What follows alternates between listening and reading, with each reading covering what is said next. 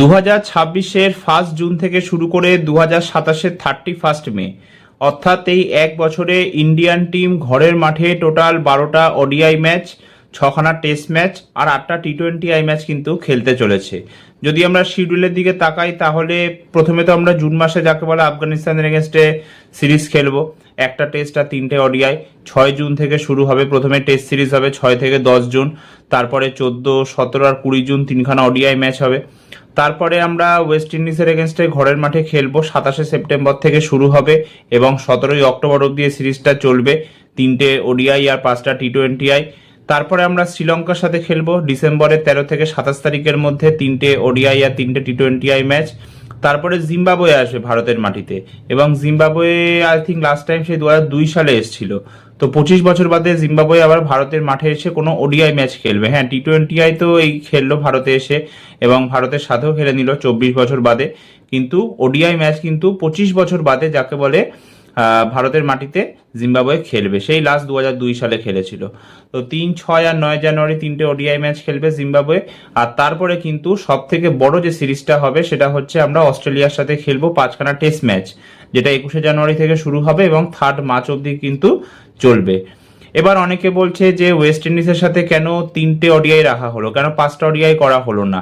যেমন নিউজিল্যান্ডের এগেনস্টে আমাদের যে সিরিজটা আছে, যেটা আমরা নিউজিল্যান্ডে গিয়ে খেলবো, ওটার শিডিউল এখনো যদি অ্যানাউন্স হয়নি, কিন্তু তা সত্ত্বেও ওখানে প্রথমে 3টে ওডিআই ছিল, 2টো টেস্ট, 3টে ওডিআই আর 5টা টি20আই। তো সেখান থেকে বাড়িয়ে যাকে বলে 5টা ওডিআই করে দেওয়া হলো, মানে নিউজিল্যান্ড ক্রিকেট রিকোয়েস্ট করলো বিসিসিআই এর কাছে, তো বিসিসিআই তারপরে দাবি মেনে নিল যে ঠিক আছে আমরা 5টা ওডিআই গিয়ে খেলবো। তো আমরা তো ওয়েস্ট ইন্ডিজের এগেনস্টও সেটাই করতে পারতাম, যে 3টের জায়গায় 5টা ওডিআই খেলতে পারতাম, কারণ এখন তো সামনে কোনো আর টি20 ওয়ার্ল্ড কাপ বা কিছু নেই। তো 5টা ওডিআই আর 3টে টি20আই খেলে সমস্যা কি হতো। কিন্তু এটাও দেখতে হবে যে আমরা জিম্বাবুয়ের সাথেও 3খানা ওডিআই আরো খেলে নিচ্ছি, তো অতটা অসুবিধা নেই এ ব্যাপারে আমার। ঠিক, তবে 8টা টি20আই আমরা খেলবো, যেটাও ঠিক আছে, এমন কিছু এটা নিয়ে আমি বলতে চাই না। আর 6খানা টেস্ট ম্যাচ কিন্তু আমরা টোটাল খেলবো, একটা আফগানিস্তানের সাথে আর 5টা অস্ট্রেলিয়ার সাথে। এবার অস্ট্রেলিয়ার সাথে সিরিজটা কিন্তু খুব ইম্পর্টেন্ট হয়ে চলেছে। আমি ধরে নিলাম যে আমরা যাকে বলে এর এগেনস্টে জিতে যাব, আফগানিস্তানের সাথে জিতে যাবো, ওটা কোনো সমস্যা নেই। আর ওটা এমনিও ডব্লিউটিসির অন্তর্ভুক্ত নয়, মানে ওয়ার্ল্ড টেস্ট চ্যাম্পিয়নশিপের অন্তর্ভুক্ত নয়। কিন্তু অস্ট্রেলিয়ার সাথে যে 5 ম্যাচের টেস্ট সিরিজটা হবে ওটা কিন্তু খুবই ইম্পর্টেন্ট হতে চলেছে, কারণ আমরা কিন্তু টেস্টে ভালো পারফর্ম করতে পারছি না। গৌতম গম্ভীর আসার পর থেকে আমরা যাকে বলে বাংলাদেশের এগেনস্টে ঘরের মাঠে 2-0 টেস্ট সিরিজ জিতেছিলাম 2 ম্যাচের সিরিজে। তারপরে নিউজিল্যান্ডের কাছে হোয়াইট ওয়াশ হয়ে গেছিলাম এবং ফার্স্ট টাইম নিউজিল্যান্ডের কাছে আমরা যাকে বলে ঘরের মাঠে টেস্ট সিরিজ হেরে গেলাম। তারপরে অস্ট্রেলিয়া গিয়ে টেস্ট সিরিজ হেরে গেলাম, ইংল্যান্ডে গিয়ে সিরিজ ড্র করলাম, আবার ঘরের মাঠে ওয়েস্ট ইন্ডিজের কাছে সিরিজ জিতলাম, আবার কিন্তু সাউথ আফ্রিকার কাছে তারপরে হোয়াইট ওয়াশ হয়ে গেলাম ঘরের মাঠে। তো ওই জন্যই কিন্তু গৌতম গম্ভীরের জন্য খুবই ইম্পর্টেন্ট হতে চলেছে এবং আশা রাখি আমাদের টিম যেন খুব ভালো পারফর্ম করে অস্ট্রেলিয়া সিরিজে, যেন মানে আমরা সিরিজটা না হারি। আশা রাখি যেন 5-0 না হলেও অ্যাটলিস্ট 4-1 অস্ট্রেলিয়াকে আমরা হারাতে পারি। কিন্তু আমার জাস্ট একটা জিনিসই খুব খারাপ লাগছে, আর সেটা হলো এটাই যে অস্ট্রেলিয়ার এগেনস্টে টেস্ট সিরিজে কেন কোনো ম্যাচ কলকাতায় রাখা হয়নি, কেন কোনো ম্যাচ মুম্বাইতে রাখা হয়নি। মানে নাগপুরে খেলা হবে, রাঁচিতে খেলা হবে, তারপরে গুয়াহাটিতে খেলা হবে, এগুলো কেন, কি কারণে? মানে কলকাতার মতো এত সুন্দর একটা ভেনিউ আছে, মুম্বাইয়ের মতো এত সুন্দর একটা ভেনিউ আছে, আর সেসব জায়গায় একটাও ম্যাচ রাখা হয়নি। এটা একটু অদ্ভুত লাগছে না শুনে? মানে 2020 সালের পর থেকে কলকাতায় মাত্র একটা টেস্ট ম্যাচ হয়েছে, সেই 2025 সালে সাউথ আফ্রিকার এগেনস্টে হলো, সেইটাই ব্যাস। আর কলকাতায় কোনো টেস্ট ম্যাচ হয়নি। তাহলে আমরা যখন বাইরের দেশের দিকে তাকাই, যেমন অস্ট্রেলিয়া হোক, ইংল্যান্ড হোক, এখানে আমরা দেখি যে 5-6টা টেস্ট ভেনিউ আছে, ওখানেই হয় খেলা।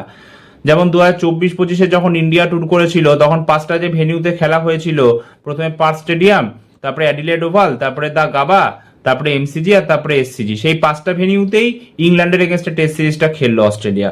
আবার ইংল্যান্ডে যখন টেস্ট সিরিজ খেলা হয় তখনও তাই, ওই 4টে থেকে 5টা ভেনিউতে ওদের খেলা হয়, 5টা ধরে রাখো, লর্ডসে 2টো টেস্ট ম্যাচ হয়, আর বাকি আই থিঙ্ক 4টে ভেনিউতে 4টে টেস্ট ম্যাচ হয়।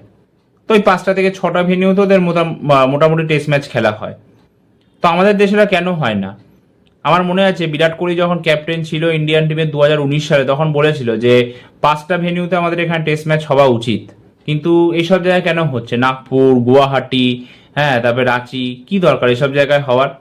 কলকাতায় আমরা সেই 2001 সালে অস্ট্রেলিয়ার এগেনস্টে সেই ঐতিহাসিক টেস্ট ম্যাচটা জিতেছিলাম। তারপর থেকে আমরা অস্ট্রেলিয়ার এগেনস্টে কলকাতায় একটা টেস্ট ম্যাচ খেলিনি, একটা টেস্ট ম্যাচ খেলিনি। 2004-এ অস্ট্রেলিয়া ট্যুর করেছে, 2008, 2010, 2013, 2017, 2023 এবং 2027-এও হতে চলেছে। আমরা কলকাতাতে কোনো টেস্ট ম্যাচ খেলছি না অস্ট্রেলিয়ার এগেনস্টে। মুম্বাইতে সেই লাস্ট 2004 সালে ইন্ডিয়ান টিম খেলেছিল, তারপরে খেলেইনি, মানে ওয়াংখেড়ে স্টেডিয়ামে অস্ট্রেলিয়ার এগেনস্টে। তাহলে এগুলো কি হচ্ছে এগুলো? আর আহমেদাবাদে দেখি ম্যাচ হয়েই যায়। হ্যাঁ, কেন এগুলো কেন করছে বিসিসিআই? দুটো আইকনিক স্টেডিয়ামে ম্যাচই দিচ্ছে না। হয়তো এই ডিকেট শেষ হতে যাকে বলে কলকাতার ম্যাক্সিমাম দুটো টেস্ট ম্যাচ হতে পারে। যদি 2028-এ যখন ইংল্যান্ড আই থিঙ্ক আসবে 2028-এ, তো তখন যদি কলকাতায় দেয় তাহলে একটা হবে, আর একটা হয়তো 2029 সালে দিতে পারে। তো এই তো অবস্থা, ম্যাচই হচ্ছে না কলকাতায়। তাহলে কি বলবো? আগের বারে আইপিএল ফাইনাল কলকাতায় হওয়ার কথা ছিল, সেটা কলকাতায় হলো না, আহমেদাবাদে চলে গেল ফাইনালটা। তো এগুলো তো ঠিক নয় না। তবে যাই হোক, ভালো লাগলো এটা দেখে, চেন্নাই একটা টেস্ট ম্যাচ খেলা হবে। তবে যেখানেই খেলা হোক না কেন, আশা এটাই রাখি যেন আমাদের টিম জিতে যায় টেস্ট সিরিজটা। হ্যাঁ, 5-0 আই থিঙ্ক হবে না, 4-1 অন্তত জিতুক, সেটাও যথেষ্ট। তো মোটামুটি ইন্ডিয়ান টিম কিন্তু এই 2026-এর 1 জুন থেকে শুরু করে 2027-এর 31শে মে অবধি টোটাল প্রায় 20টা মতো ওডিআই খেলবে। যদি বাংলাদেশের এগেনস্টে আমাদের টিম খেলে, যদি আমাদের সরকার অ্যালাউ করে যে বাংলাদেশে গিয়ে খেলতে হবে, তাহলে কিন্তু 23টা ওডিআই হবে। ঠিক আছে, কারণ 12টা ওডিআই তো আমি বলে দিলাম যে ঘরের মাঠে আমরা খেলছি।